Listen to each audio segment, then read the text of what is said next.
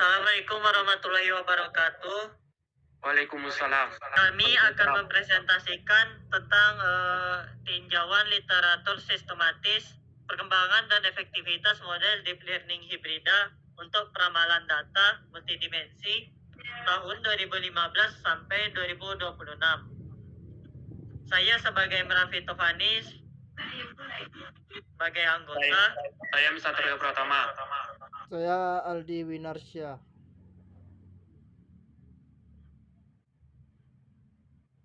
Oke, di sini ada latar belakang masalah. Latar yang satu fenomena big data.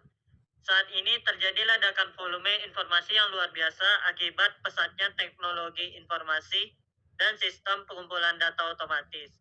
Karakteristik data modern adalah data yang dihasilkan sekarang tidak lagi sederhana, bukan angka tunggal atau deret pendek, melainkan berupa data multidimensi yang memiliki banyak atribut dan dimensi. Sifatnya pun rumit, tidak linier, bergejolak tinggi, fluktuatif, mengandung derau noise penggangguan, serta memiliki keterkaitan erat antara ruang spasial dan waktu temporal. Masalah metode lama. 1. Metode statistik tradisional seperti regresi linier, berganda, dan ARIMA, serta model machine learning tunggal konvensional seperti support vector machine atau SVM, random forest, dan jaringan saraf tiruan satu lapisan punya kelemahan besar. Metode lama ini membutuhkan proses pilihan serta pengolahan fitur data secara manual yang memakan waktu lama dan butuh keahlian khusus.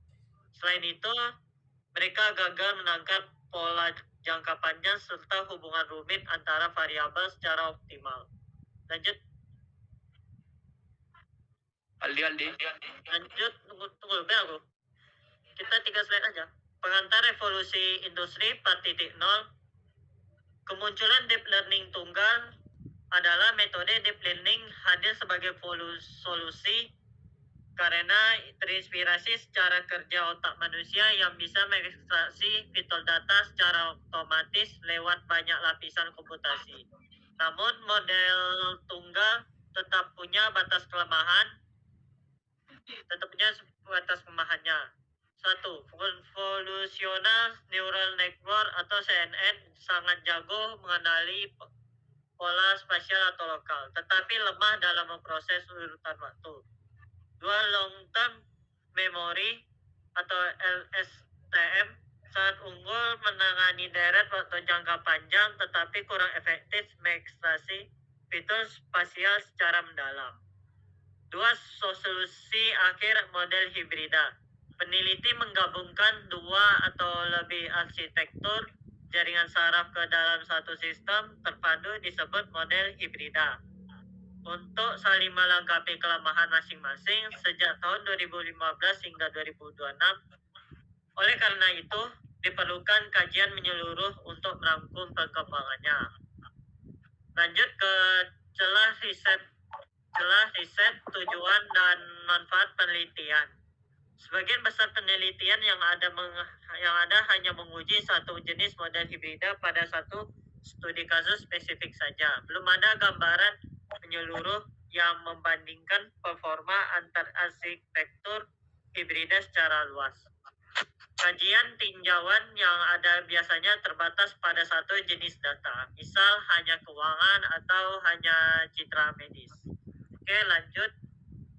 Oke, lanjut dari tujuan eksplisit penelitian. Yang pertama, memetakan pergeseran tren metode analisis dan prediksi data multidimensi dari tahun 2015 sampai 2026. Yang kedua, mengidentifikasi jenis arsitektur deep learning hibrida yang paling banyak dipakai beserta alasan teknisnya.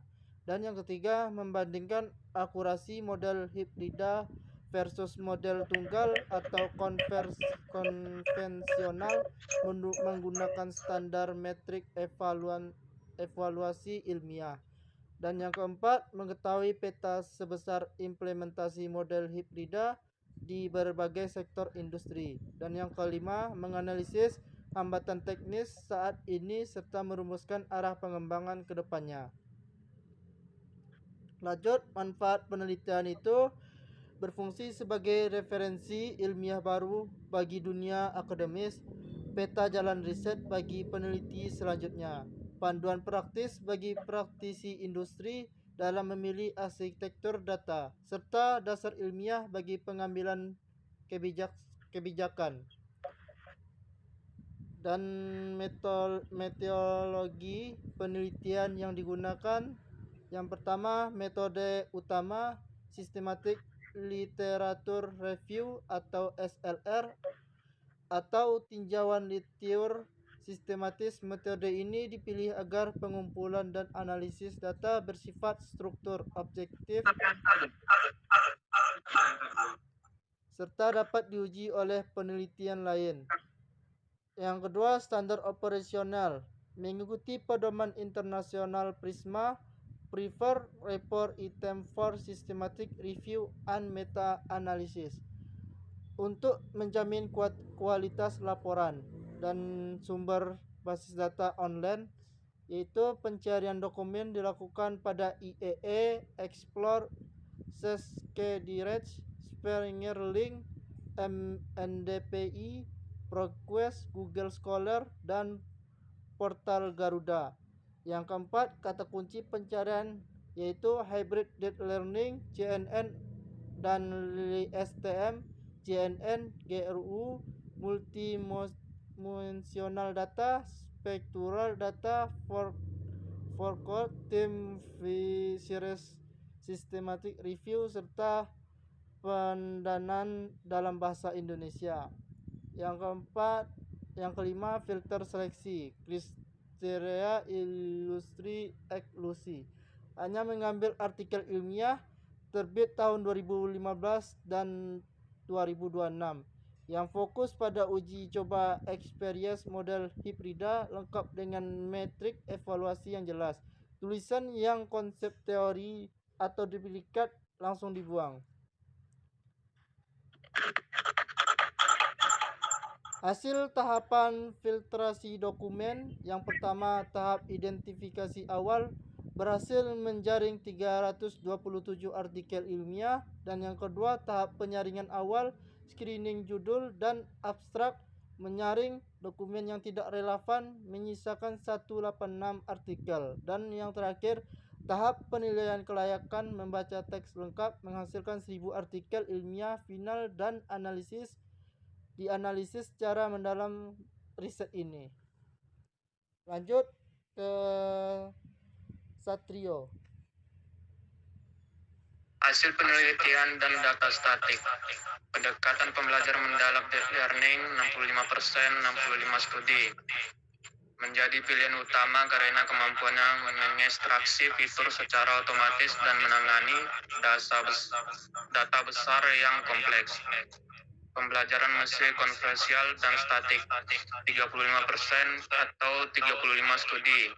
Mulai ditinggalkan karena keterbatasan mengelola pola rumit serta butuh pemrosesan manual.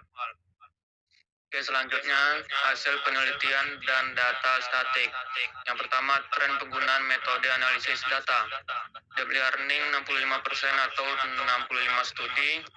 Pilihan utama karena otomatisasi, ekstraksi fitur dan mampu menangani data besar yang kompleks. Yang kedua, machine learning konvensional dan statik 35% atau 35 studi. Mulai berkurang karena terbatas pada pola sederhana dan butuh pemrosesan manual. Yang kedua, distribusi arsitektur model hibrida. Dari 65% studi berbasis deep learning, sebaran arsitektur adalah yang pertama CNN STM 45%, mendominasi karena seimbang dalam mengambungkan fitur spesial CNN dan waktu jangka panjang LSTM. Yang kedua, CNN GRU 20%, Alternatif yang lebih ringan, komputasi cepat dan hemat memori. Yang ketiga, mekanisme perhatian attention 20%, memfokuskan komputasi pada bagian data yang paling mempengaruhi akurasi. Yang keempat, berbasis transformer 15%, menangani hubungan data jarak jauh untuk memprediksi jangka panjang. 3. Sebaran bidang penerapan praktis dari 100%, studi tersebar di 5 sektor utama. Yang pertama, keuangan dan ekonomi 30%, saham, nilai tukar, mata uang, risiko kredit. Yang kedua, kesehatan dan medis 25%, citra medis dan tren penyebaran penyakit. Yang ketiga, transportasi dan logistik 20%, kepadatan lalu lintas, estimasi waktu tempuh.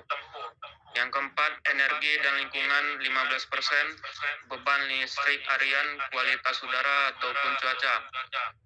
Yang terakhir, bidang lainnya 10%, kunjungan wisata, hasil panen, permintaan pasar. 4. Evaluasi dan pembuktian performa, penurunan error 30%. Model hibrida CNN LSTM terbukti memangkas tingkat kesalahan prediksi secara signifikan dibandingkan model tunggal STM. Yang pertama, rata-rata RMSE turun dari 12,45 menjadi 8,12. Yang kedua, rata-rata MAE turun dari 9,15 menjadi 5,30. Yang ketiga, metrik populer kombinasi RMSE dan MAE 60%, MAP 25%, dan R square atau akurasi 15%. Di sini pembahasan mendalam analisis kritis.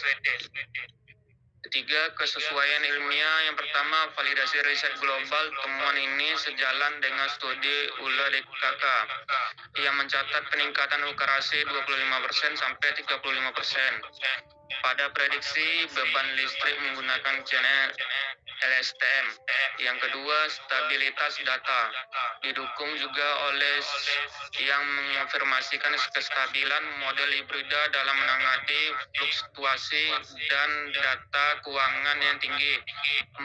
Kelemahan dan tantangan komputasi. Yang pertama, konsumsi sumber daya tinggi. Arsitektur canggih seperti transformer dan mekanisme perhatian membutuhkan infrastruktur hardware yang besar, memori luas, dan prosesor cepat. Yang kedua, waktu pemrosesan proses komputasi memakan waktu yang relatif lama. Yang kelima, arah pengembangan masa depan. Yang pertama, keterbatasan saat ini mayoritas pengujian model masih terbatas dilakukan di server komputer laboratorium besar. Yang kedua, peluang riset baru, mengembangkan arsitektur hibrida yang ringan, lightweight, efisien, dan hemat energi agar bisa ditanamkan langsung pada perangkat pintar EG device berdaya terbatas di lapangan. Yang pertama, sinergi teknis CNN STM. Pembagian tugas efisien. CNN bertindak di awal untuk menyaring data, mengekstraksi ciri utama, dan membersihkan zero noise. Yang kedua, analisis temporal. Fitur yang bersih kemudian diteruskan LSTM untuk diingatkan dan dianalisis ketergantungan polanya dalam jangka panjang. Yang kedua, solusi masalah utama AI. Yang pertama, mengatasi overfitting. Menggabungkan ini sukses mencegah model hanya cocok pada data latih lama tetapi gagal memprediksi data baru. Yang kedua, bukti nyata. Pada khusus prediksi kunjungan wisatawan, tingkat kesalahan berkurang lebih dari 30% karena model lebih fleksibel terhadap pola musiman. Selanjutnya di Rapi. Kesimpulannya adalah berdasarkan tinjauan sistematis yang telah dilakukan, dapat disimpulkan bahwa pendekatan deep learning telah mutlak mendominasi preferensi peneliti dalam pengolahan data multidimensi dengan tingkat penggunaan mencapai 65%. Di antara berbagai arsitektur yang dikembangkan gabungan, CNN LSTM divalidasi sebagai model hibrida terpopuler dengan tingkat adopsi sebesar 45% berkat efektivitas kinerja komputasinya yang dinilai paling seimbang. Secara performa, implementasi model hibrida ini secara nyata mampu memangkas tingkat kesalahan peramalan secara signifikan hingga lebih dari 30% jika dibandingkan penggunaan model tunggal. Pemanfaatannya pun ini telah menyebar luas di berbagai sektor komersial, di mana kontribusi terbesar berada pada di bidang keuangan dan kesehatan yang menuntut akurasi serta presisi tinggi. Kendati demikian, tantangan mendasar yang masih dihadapi terletak pada tingginya konsumsi daya komputasi, sehingga peta jalan riset di masa depan wajib berfokus pada efisiensi model agar menjadi lebih ringan dan hemat energi tanpa harus mengorbankan akuran prediksi. Oke, baiklah. Sekian dari presentasi kelompok AI kami. Apabila ada kesalahan, mohon dimaafkan. Mari kita ucapkan salam. Assalamualaikum Assalamualaikum warahmatullahi warahmatullahi wabarakatuh. wabarakatuh.